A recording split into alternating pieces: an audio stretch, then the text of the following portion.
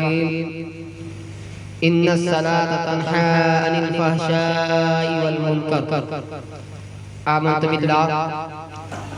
بالله صلى الله عليه وسلم وصدق رسوله النبي الأمين المتين الكريم ونحن على ذلك لمن الشاهدين والشاكرين والحمد لله رب العالمين. مسجد تو بنا لی شب بھر میں، مسجد تو بنا لی شب بھر میں، ایمان کی حرارت والوں نے. من اپنا پرانا پاپی تھا، برسوں سے نمازی بن نہ سکا.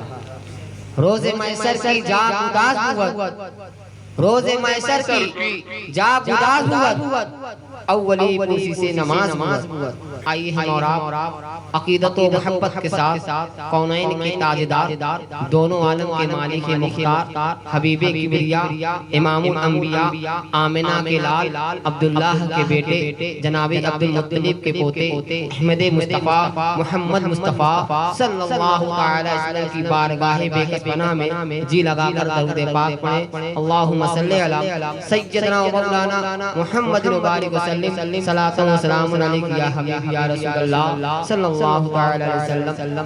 آج کا یہ میرا موضوع جو ہے نماز کے تعلق سے ہے. میں نے جس آیت پاک کی تلاوت کرنے کا شرف حاصل کیا ہے، اللہ رب العزت خلاق کائنات ارشاد فرما رہا ہے ان الصلاۃ تنہی عن الفحشاء والمنکر، بے شک نماز بے حیائی بری چیز سے روکتی اور بچاتی ہے.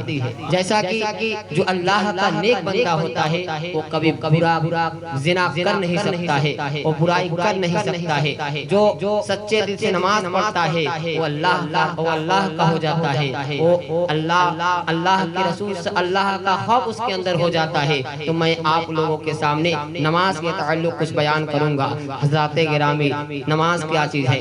نماز اہم الفرائض ہے، نماز افضل العبادات ہے، نماز مسلمانوں پر فرض ہے. اللہ کے نبی صلی اللہ علیہ وسلم ارشاد فرماتے ہیں الصلاۃ معراج المؤمنین، نماز مومن کی معراج ہے. حضرات گرامی، آپ اندازہ لگائیے، اب غور کیجئے کہ نماز مومن کی معراج کہا گیا. یہ نماز ہم کو کیسے ملی، کہاں کیسے ملی؟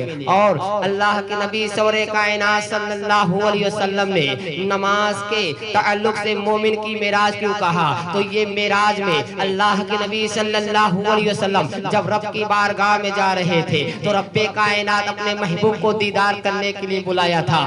رب کائنات اپنے محبوب کو عرش اعظم پر بلایا تھا. رب تبارک و تعالیٰ کہ جب محبوب آمنہ کے لال عرش اعظم پر جب پہنچے تھے تو رب کائنات نے اپنے بندوں کے لیے، اپنے محبوب کی امت کے لیے یہی تحفہ دیا تھا، یہی نماز تھی. اللہ کے نبی صلی اللہ علیہ وسلم نماز لے کر آ رہے تھے تو آقا دو عالم صلی اللہ علیہ وسلم 50 وقت کی نماز لے کر آئے تھے.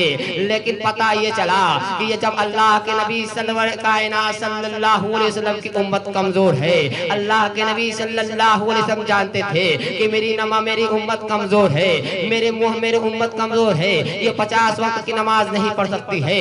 موسیٰ علیہ السلام ارشاد فرماتے ہیں یا رسول اللہ آپ کہاں گئے تھے؟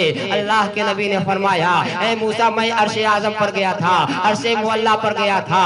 اللہ کے نبی صلی اللہ علیہ وسلم نے ارشاد فرمایا مجھے رب کائنات نے بلایا تھا. حضرت موسیٰ علیہ السلام ارشاد فرماتے ہیں آپ جب اللہ کی بارگاہ میں پہنچے تھے تو اللہ تبارک و تعالیٰ نے آپ کو کیا دیا؟ تو رب کے محبوب ارشاد فرماتے ہیں اے موسیٰ میں نے اپنے امت کے لیے نماز لے کر آیا ہوں. موسیٰ علیہ السلام فرماتے ہیں کتنے وقت کی نماز تھی؟ موسیٰ فرماتے ہیں کا وقت کی نماز ہے.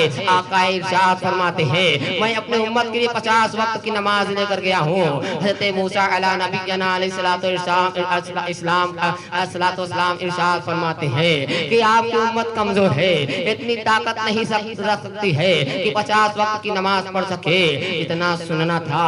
آقا دو عالم صلی اللہ علیہ وسلم پھر دوبارہ جاتے ہیں، یعنی 7 بار جاتے ہیں اور ہر بار کم کراتے ہیں. آقا تو چاہتے تو ایک ہی بار کہہ دیتے تو اللہ تبارک و تعالیٰ آقا دو عالم صلی اللہ علیہ وسلم کی بات کو ٹال نہیں سکتا تھا. لیکن اللہ تبارک و تعالیٰ بھی چاہتا تھا کہ میرا محبوب ہر باری آئے، ہر بار آئے، نماز کے بہانے آئے، میں اس کا کا دیدار کروں۔ رب تبارک و تعالیٰ نے اپنے محبوب کی زیارت کی اور اللہ کے نبی سرور کائنات صلی اللہ علیہ وسلم نے رب کو دیکھا تھا، یعنی اللہ کے نبی سرور کائنات صلی اللہ علیہ وسلم کو دیکھا ہے تو نبی کریم رؤوف رحیم صلی اللہ علیہ وسلم نے دیکھا ہے۔ یہی نماز لے کر جب آ رہے تھے تو اسی نماز کو نماز مومن کی معراج کہی گئی ہے، الصلاۃ معراج المؤمنین کہا گیا ہے۔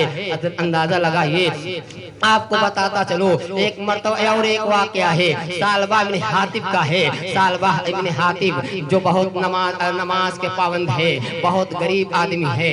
ثعلبہ ابن حاطب رضی اللہ تعالیٰ عنہ نماز تو ضرور پڑھتے ہیں، نماز کے تو پابند ہے۔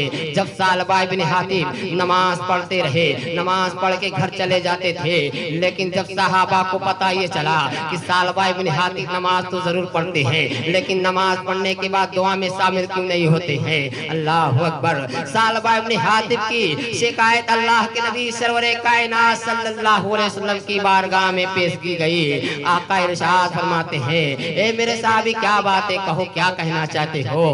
آقا کی بارگاہ میں عرض کرتے ہیں صحابی، یا رسول اللہ، ثعلبہ ابن حاطب تو نماز ضرور پڑھتے ہیں لیکن نماز پڑھنے کے بعد وہ دعا میں شامل نہیں ہوتے ہیں۔ آقا ارشاد فرماتے ہیں، اے میرے صحابی اگر آپ نماز کے وقت آ جائیں گے تو ثعلبہ کو روکنا اور مجھے خبر کہنا، مجھے خبر کر دینا، میں آ جاؤں گا۔ آقا کی بارگاہ میں جاتے ہیں، کہتے ہیں ثعلبہ ابن حاطب نماز کے بعد ہم لوگوں نے روکا ہے۔ ارشاد فرماتے ہیں، آقا ارشاد فرماتے ہیں، اے ثعلبہ تم نماز تو ضرور پڑھتے ہو، کیوں نماز کے بعد دعا میں شامل نہیں ہوتے ہو؟ ثعلبہ ابن حاطب ارشاد فرماتے ہیں، میرے پاس کچھ مجبوریاں ہیں۔ آقا ارشاد فرماتے ہیں، کیا مجبوریاں ہیں؟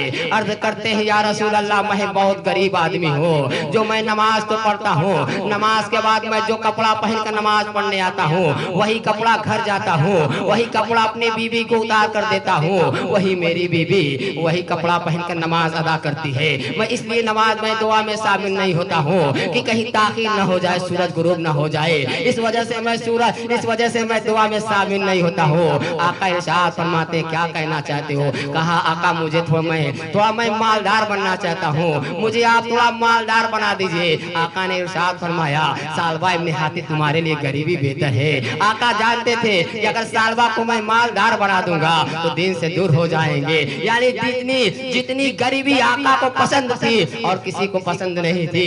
آقا ارشاد فرماتے ہیں، ثعلبہ تمہارے لیے غریبی بہتر ہے۔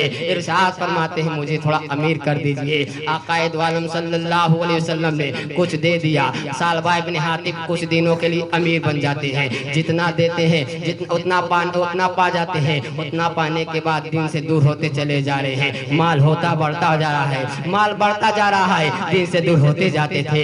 اللہ کے نبی صلی اللہ علیہ وسلم جانتے تھے کہ ثعلبہ ابن حاطب نماز نہیں پڑھیں گے، یعنی جب ان کے پاس مال ہو جائے گا تو دین سے دور ہو جائیں گے۔ جب ان کے پاس مال نہیں تھا تو دین سے قریب تھے، ایک وقت کی نماز ادا نہیں قضا نہیں کرتے تھے، لیکن ثعلبہ ابن حاطب جب مالدار ہو جاتے ہیں تو نماز سے اور دین سے دور ہوتے چلے جا رہے ہیں۔ میرے ملت کے نوجوانوں، آقا عالم صلی اللہ علیہ وسلم علم غیب تھے، علم کی غیب یعنی چھپی ہوئی چیز کو جانتے تھے کہ کون کیا کرے گا۔ ثعلبہ ابن حاطب نماز نہیں پڑھتے ہیں، اس کے بعد سے اللہ تبارک و تعالیٰ نے اپنے محبوب سرور کائنات صلی اللہ علیہ وسلم کو ارشاد فرمایا، اللہ کے نبی سرور کائنات صلی اللہ علیہ وسلم نے ان کے لیے دعا کی۔ اللہ کے نبی، اب میں آپ کو بتانا چاہتا ہوں کہ آج ہمارے سماج کے اندر جو مالدار ہیں، جو پیسے والے ہیں، ان کے پاس قسم خدا کی دین کے کام کے لیے کوئی فرصت کا ان کے لیے کوئی کام کے لیے کوئی ٹائم نہیں ہے۔ اگر اذان ہوتی ہے تو اپنے بزنس میں لگے ہوئے ہیں، اپنے کام میں لگے ہوئے ہیں، ان کے پاس نماز کے لیے 5 وقت کی نماز میں 5 منٹ کا وقت نہیں ہے، کیونکہ اگر نماز پڑھنے آئیں گے تو ان کا نقصان ہو جائے گا۔ اسی وجہ سے ثعلبہ ابن حاطب نماز پڑھتے تھے تو دین کے قریب تھے، جب ان کے پاس پیسہ ہو گیا تو دین سے دور ہو گئے۔ تو ہمارے سماج میں کچھ لوگ بھی ہیں جو نماز نہیں پڑھتے ہیں، ان کے پاس وقت نہیں ہے، لیکن یہاں تو بہانہ بنا لیتے ہو،